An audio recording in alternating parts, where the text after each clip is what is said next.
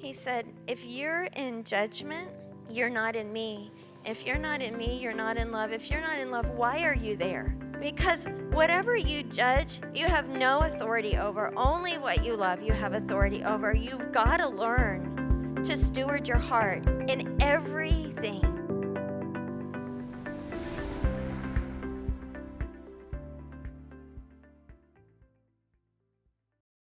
And I just want to read just the first part of 28. And it says, the Lord, our God, loves justice. He loves justice. When I first got wrecked by God, I realized that I didn't know anything about him. Not really. I knew the scriptures, but I didn't know his heart. And so I would sit in my chair every day and I would say, God, I have to know what you love. What do you love? Now remember, I'm not naturally a kid person.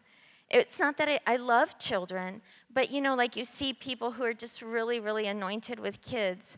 I wasn't that person. Like I was tender towards children, but it wasn't my gifting. And every time I would get before the Lord, I would say, God, show me what you love. He would show me faces of children. And over and over and over again. And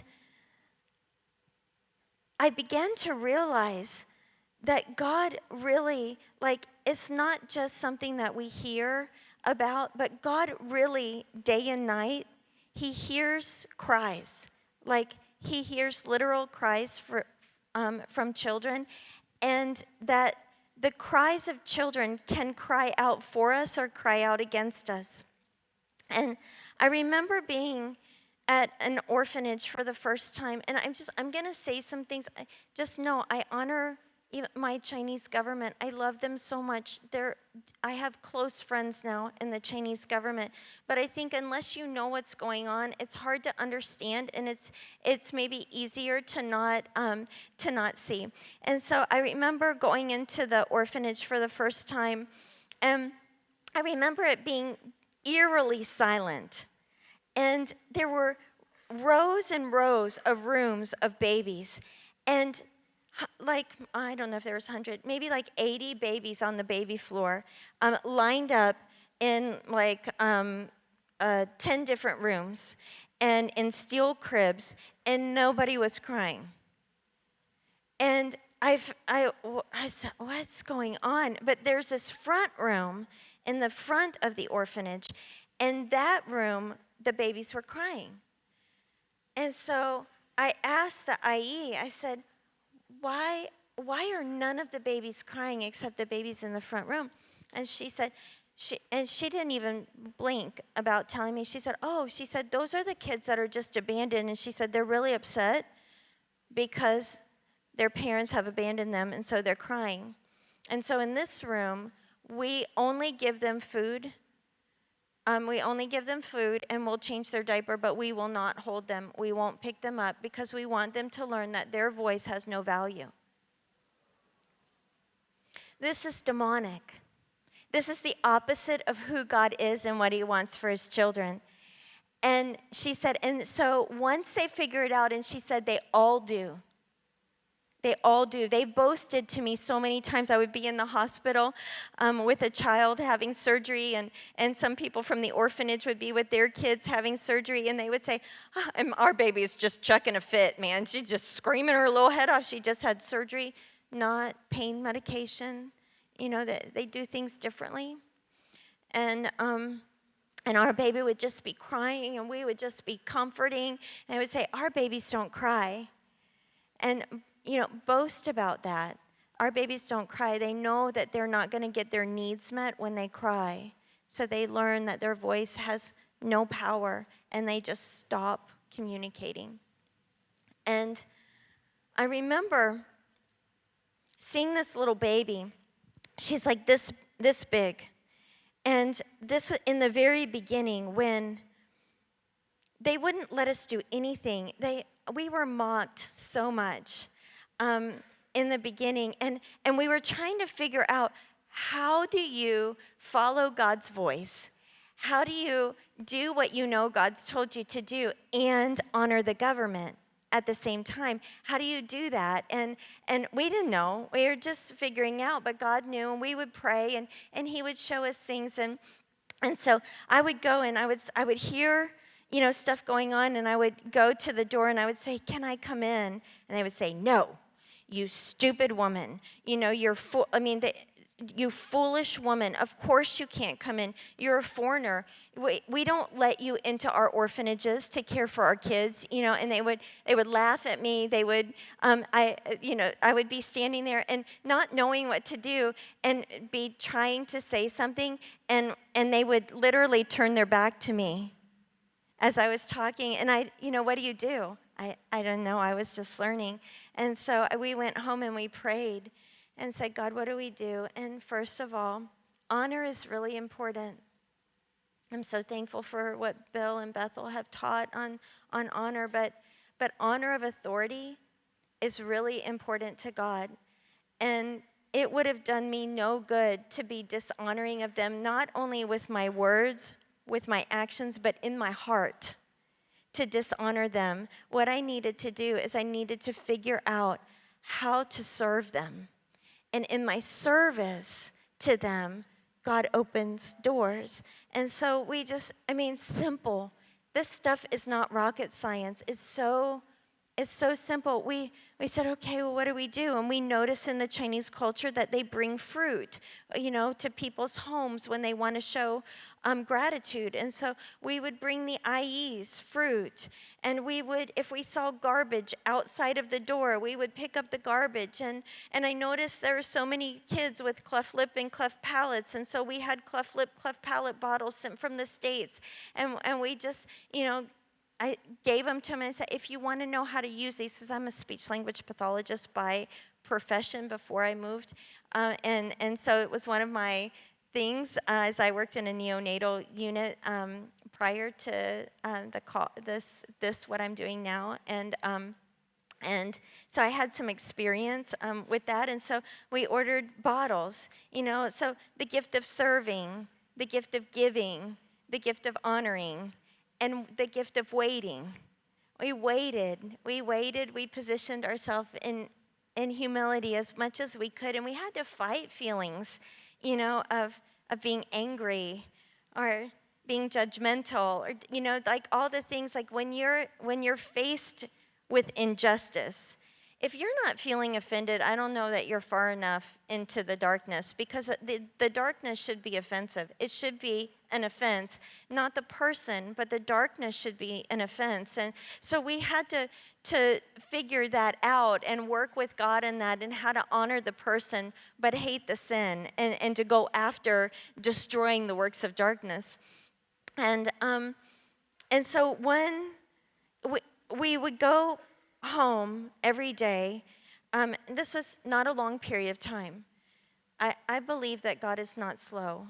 The word says he's not slow. He's patient unto salvation, but he's not slow. And so I just tell God all the time, I don't want you to have to even be patient for me. I want to run as fast as I can run to keep up with you. So we don't have to wait. I think that these long times of waiting, I do believe in waiting on God.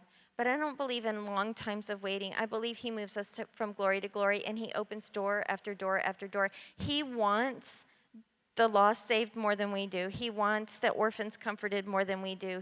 He wants this more than, so why would he wait for something that's needed? He's ready. So we just position ourselves and say, okay, God, we don't want you to have to be slow because of us. And so about 2 weeks went by. All we knew how to do was pray. All we knew how to do was worship. And can I tell you, it's enough. It's enough for any call. So we just went to our little apartment. It's not big, we're just like you. Just went to our little apartment, got on our face, literally, before the Lord, and said, "God, open the doors. If this is you, confirm it with power. Open the doors." And about 2 weeks went by. Oh, and he gave us Proverbs 21:1, which I love. It's a life verse. The kings of the earth are like water in God's hand. This is the gist of it. whichever way he turns his hand, the water flows. You know, the government, when we first went there, seemed so scary to me. One of the principalities is like control and oppression. And so whenever we would meet with the PSB or, you know, the people in authority, it wanted to make me intimidated, and it wanted to scare me. But the Lord gave us this, and he said, Deena, they're just water.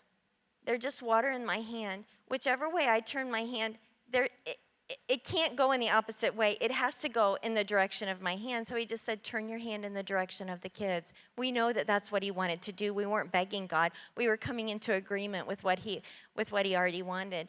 And so 2 weeks went by, and we get this. I was at the orphanage, and I heard this little girl crying, itty bitty, premature, itty bitty little thing. You know, her skull was still so soft because she was so premature.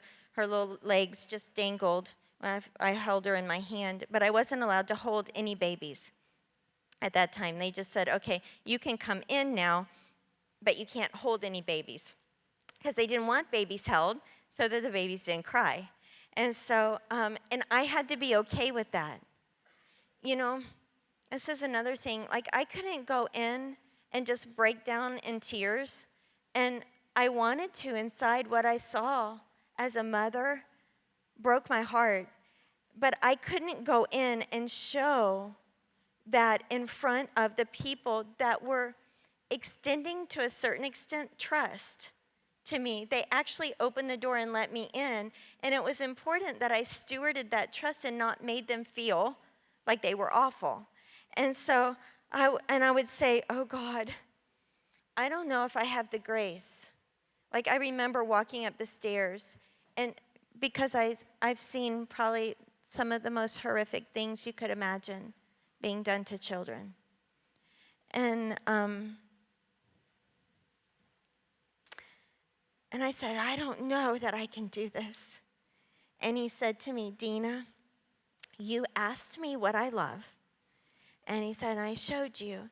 And then he said, you asked me if you could come with me, and I extended you the invitation. And he said, I hear them. He was real sweet to me when he was saying it. I hear them day and night. The sound of their voice is, he was very serious, never out of my hearing. I hear them day and night. And if you want, you can come with me, and my grace is sufficient. So I remember walking up the stairs, this conversation. You know, these little conversations we have with God are real important. And so I just said, okay, I'm going to do this. I'm going to do this unto the Lord. And this little girl was crying. She was hurting. She was sick. She was dying.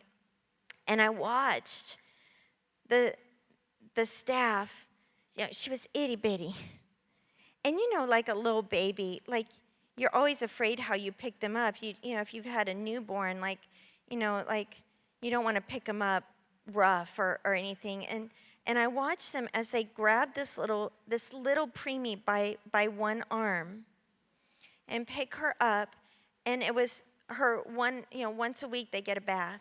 And so they took her naked, and of course it's a baby. You know how their hands and their feet go out like in that, you know, and so she's screaming, and I'm watching this, and they're taking her, and they take her to a cold bucket of water, and they dunk her in a couple of times and take her back out, throw her on the table, and there's not even a thought that this is wrong.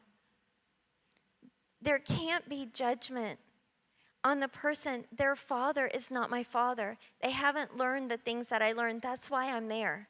The Lord spoke to me one time, and, you know, silly things you can sometimes get offended by. I remember nobody follows rules in China as far as driving. You know, it was like, oh my goodness, it's complete chaos, and nobody stops at red lights. And you know, I'm sitting at a red light, and I'm the only one stopped at a red light following the sign. The only one. Everybody's racing past me, you know, and I'm saying, you know, God, why doesn't anybody do what's right?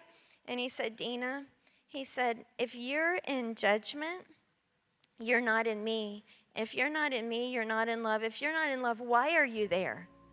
Why are you there? Because whatever you judge, you have no authority over. Only what you love, you have authority over. You've got to learn to steward your heart in everything.